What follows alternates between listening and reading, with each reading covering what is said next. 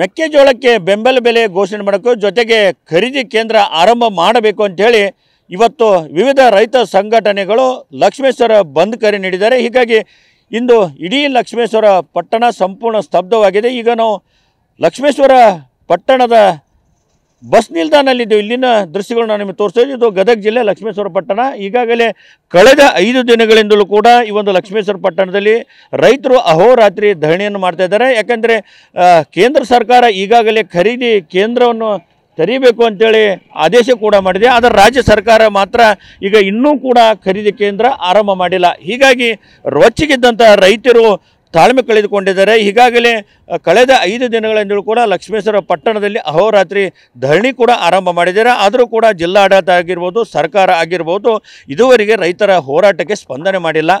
ಹೀಗಾಗಿ ಈಗ ರೈತರ ಸಿಟ್ಟು ಮತ್ತು ಜಾಸ್ತಿ ಆಗಿದೆ. ಹೀಗಾಗಿ ಇಂದು ಲಕ್ಷ್ಮೇಶ್ವರ ಪಟ್ಟಣ ಬಂದ್ ಕರೆ ನೀಡಿದ್ದಾರೆ. ಈಗಾಗಲೇ ಬೆಳಗ್ಗೆಯಿಂದಲೂ ಕೂಡ ಸಂಪೂರ್ಣ ಸ್ತಬ್ಧ ಆಗಿದೆ. ಯಾಕಂದರೆ ಇಡೀ ಬಸ್ ಸಂಚಾರ ಸಂಪೂರ್ಣ ಸ್ತಬ್ಧ ಆಗಿದೆ. ಎಲ್ಲವೂ ಕೂಡ ಏನು ಸಾರಿಗೆ ಇಲಾಖೆ ಇವತ್ತು ಬಸ್ ಸಂಚಾರ ಸಂಪೂರ್ಣ ಬಂದ್ ಮಾಡಿದೆ. ಹೀಗಾಗಿ ಇಡೀ ಬಸ್ ನಿಲ್ದಾಣ ಬೇಕು ಅಂತ ಇದೆ. ಯಾಕೆಂದರೆ ಪ್ರತಿನಿತ್ಯ ಕೂಡ ಸಾವಿರಾರು ಸಂಖ್ಯೆಯಲ್ಲಿ ಜನ ಇಲ್ಲಿ ಜಮಾಯಿಸಿದ್ರು, ಗಿಜಿಗೂಡ್ತಾ ಇದ್ದರು. ಆದರೆ ಇವತ್ತು ಬಂದ್ ಹಿನ್ನೆಲೆಯಲ್ಲಿ ಸಂಪೂರ್ಣ ಏನು ಬಸ್ ನಿಲ್ದಾಣ ಸ್ತಬ್ಧ ಆಗಿದೆ. ಯಾಕಂದರೆ ಶಾಲೆ ಕಾಲೇಜುಗಳು ಕೂಡ ರಜೆ ಘೋಷಣೆ ಮಾಡಲಾಗಿದೆ. ಯಾಕಂತಂದರೆ ರೈತರು ಕಳೆದ 4-5 ದಿನಗಳಿಂದಲೂ ಕೂಡ ಹೋರಾಟ ಮಾಡ್ತಾ ಇದ್ದಾರೆ. ಹೀಗಾಗಿ ರೈತರ ಕಿಚ್ಚು ಜಾಸ್ತಿ ಆಗಿದೆ. ಹೀಗಾಗಿ ಮುಂಜಾಗ್ರತಾ ಕ್ರಮವಾಗಿ ಬಸ್ ಸಂಚಾರ ಸಂಪೂರ್ಣ ಬಂದ್ ಮಾಡಲಾಗಿದೆ. ಜೊತೆಗೆ ಜಿಲ್ಲಾ ಆಡಳಿತ ಶಾಲೆ ಕಾಲೇಜುಗಳು ಕೂಡ ರಜೆ ಘೋಷಣೆ ಮಾಡಿದೆ. ಹೀಗಾಗಿ ನಿನ್ನೆ ತಡರಾತ್ರಿ ಕೂಡ ಸಚಿವ ಎಚ್ ಕೆ ಪಾಟೀಲರು ವೇದಿಕೆಗೆ ಆಗಮಿಸಿ ರೈತರ ಮನವೊಲಿಸಲಿಕ್ಕೆ ಪ್ರಯತ್ನ ಮಾಡಿದರು. ಆದರೆ ಸಚಿವರ ಮಾತಿಗೂ ಕೂಡ ರೈತರು ಕ್ಯಾರೆ ಅಂದಿಲ್ಲ. ಯಾಕಂತಂದರೆ ನೀವು ಘೋಷಣೆ ಮಾಡಿ ನಾವು ತಕ್ಷಣ ಹೋರಾಟವನ್ನು ನಿಲ್ಲಿಸ್ತೀವಿ ಅಂಥೇಳಿ ರೈತರು ಹೇಳಿದರು. ಆದರೆ ಯಾವುದೇ ಕಾರಣಕ್ಕೂ ತಕ್ಷಣ ಘೋಷಣೆ ಆಗಲ್ಲ, ನಮಗೆ ಸಮಯ ಬೇಕಂತೇಳಿ ಸಚಿವರು ಕೂಡ ಹೇಳಿದ್ರು. ಆದರೆ ಸಚಿವರ ಮಾತಿಗೂ ಕೂಡ ಅವರು ಏನು ರೈತರು ಮಣಿಯಲಿಲ್ಲ. ಹೀಗಾಗಿ ಒಟ್ಟಾರೆಯಾಗಿ ಈಗ ನೋಡ್ಬೋದು, ಅಜ್ಜಿಯು ಕೂಡ ಯಾವ ಊರಿಗೆ ಹೋಗ್ಬೇಕು ಆಕಿನೂ ಕೂಡ ಒಂಟಿಯಾಗಿ ಕೂತಿದ್ದಾಳೆ.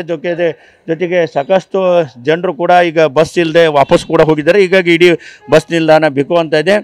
ಯಾವುದೇ ಕಾರಣಕ್ಕೂ ತಕ್ಷಣ ಘೋಷಣೆ ಆಗಲ್ಲ, ನಮಗೆ ಸಮಯ ಬೇಕಂತೇಳಿ ಸಚಿವರು ಕೂಡ ಹೇಳಿದ್ರು. ಆದರೆ ಸಚಿವರ ಮಾತಿಗೂ ಕೂಡ ಅವರು ಏನು ರೈತರು ಮಣಿಯಲಿಲ್ಲ. ಹೀಗಾಗಿ ಒಟ್ಟಾರೆಯಾಗಿ ಈಗ ನೋಡ್ಬೋದು, ಅಜ್ಜಿಯು ಕೂಡ ಯಾವ ಊರಿಗೆ ಹೋಗ್ಬೇಕು ಆಕಿನೂ ಕೂಡ ಒಂಟಿಯಾಗಿ ಕೂತಿದ್ದಾಳೆ.